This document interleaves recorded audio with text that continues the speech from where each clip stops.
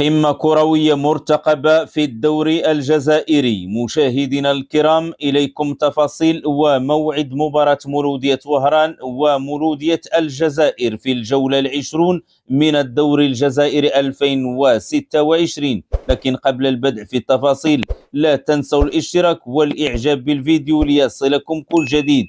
يستقبل فريق مولودية وهران نظيره مولودية الجزائر برسم الجولة العشرون من الدوري الجزائري موسم 2026 على أرضية ملعب ميلود هدفي.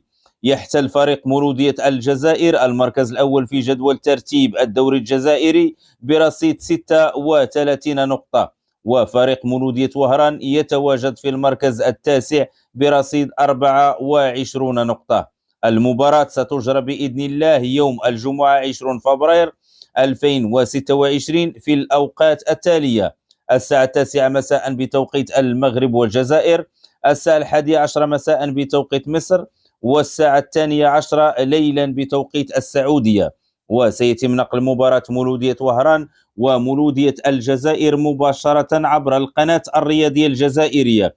في انتظار توقعاتكم لنتيجة المباراة في التعليقات.